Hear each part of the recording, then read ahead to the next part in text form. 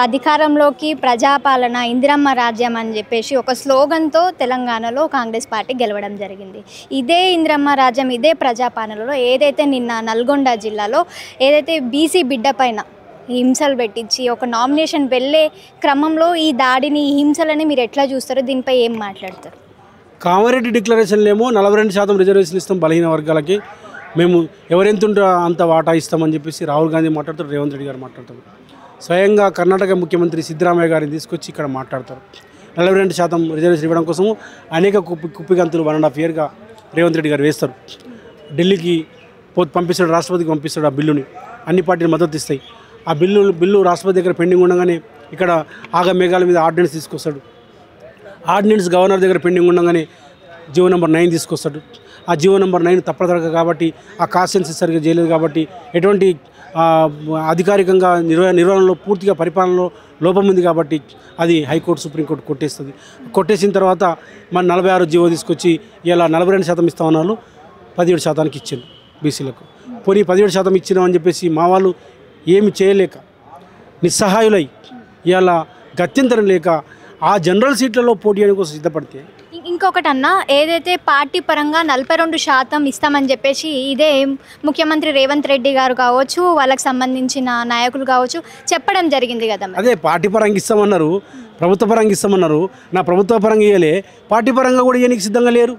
ఇలా పార్టీ పరంగా నువ్వు చెప్తే 2 ఏళ్ళు కాబట్టి నీ మనిషిని, నీ సందీప్ రెడ్డిని, నీ అనునాయులను అక్కడ గెలిపించుకోవడం కోసం, సర్పంచులుగా చేయడం కోసము ఇలా ఒక విద్యాధికురాలు, చదువుకున్నటువంటి అమ్మాయి నాగలక్ష్మి, పీజీ చదివింది.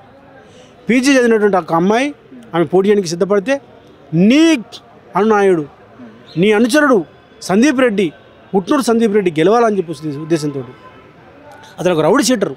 అంతకుముందు విజయరెడ్డి అంటే ఒక విద్యాధికుని హత్య చేసాడు. నువ్వు వెంకరెడ్డి చెప్పిన మాట వినందుకు విజయరెడ్డిని హత్య చేసిండు వెంకరెడ్డి సందీప్ రెడ్డితోటి. ఇవాళ కూడా ఏంటంటే ఈ వెంకరెడ్డికి ఏంటంటే మానసిక రోగి వీడు అజ్ఞాని, వీడు చదువుకున్నాను చెప్తారు కదా. వీడు ఇంజనీరింగ్ 18 సబ్జెక్టులు 15 సబ్జెక్టులు ఫెయిల్ అయ్యింది సిబిఐటీలో, ఫస్ట్ బ్యాచ్. వీడికి చదువు రాదు, వీడికి జ్ఞానం లేదు, వీడు తాగుబోతు, వీడు యూరిన్ చేసుకుంటాడు బట్టలలో. వీడు ఒక మానసిక రోగి కాబట్టి నేను చెప్పిందే నడవాలి. వీడికి యాదవులు అంటే, గౌన్లు అంటే, ముద్రాలు అంటే, పద్మశాలు అంటే, చాకలు అంటే, మంగళంటే వీడికి అసహ్యం. అంటరానోళ్ళు వీళ్ళు అంటే తక్కువ, వాళ్ళు సెకండ్ సిటిజన్స్, మీరారా పోటీ చేసేదని చెప్పేసి ఒక అహంకారపూరితంగా పెట్టుకొని, ఒక విష్ణు రామచంద్రరెడ్డి మనసత్వాన్ని పెట్టుకొని ఇలా నువ్వు పోటీ చేయడానికి వీలు లేదని చెప్పేసి తాకీదు జారీ చేసిండు. తాకీదు జారీ చేస్తే ఇలా విద్యాధికులైనటువంటి యాదగిరి యాదవ్, లక్ష్మీ యాదవ్ ఇద్దరు పోటీ చేయడానికి సిద్ధపడితే, లక్ష్మీ యాదవ్ పోటీ చేయడానికి సిద్ధపడితే అతను నామినేషన్ వేయడానికి వీలలేదు అని బెదిరిస్తే అయినప్పటికీ వాళ్ళు నామినేషన్ వేయ కోసం ప్రయత్నం చేస్తే నకరేకల్లో ఉన్నటువంటి యాదగిరిని కిడ్నాప్ చేస్తాడు.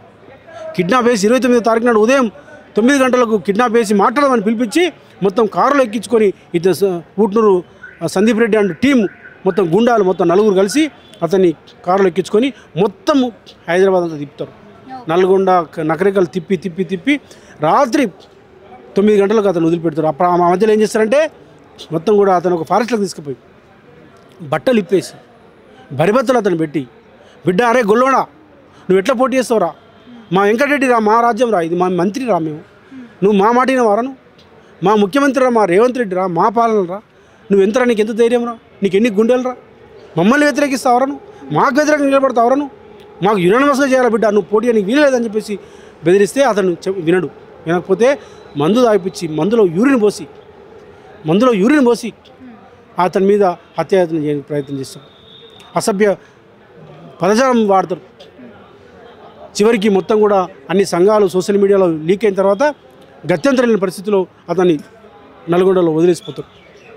మేము నిన్నందరూ కూడా మా సంఘాలు పోయినాయి, మా మేకల రాములు యాదవ్ కానీ, మిగతా సంఘాలు కానీ, మా గోవర్ధన్ యాదవ్ కానీ మొత్తం మీసీ సంఘాలు కలుపుకొని అక్కడ వెళ్ళి మరి న్యాయం జరగాలని చెప్పేసి ఎఫ్ఐఆర్ బుక్ చేయాలని చెప్పేసి ఎస్ఐని కలుస్తారు, సిఐని కలుస్తారు, ఎస్పీని కలుస్తారు.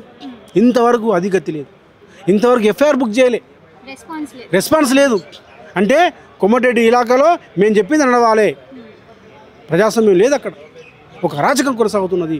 అందుకోసమే ఇవాళ మేము డిమాండ్ చేస్తూ ఉన్నాము, ఇమీడియట్గా ఈ కొమ్మటిరెడ్డి అంటోడు ఒక మానసిక రోగి, వీని మీద ఎఫ్ఐఆర్ బుక్ చేయాలి.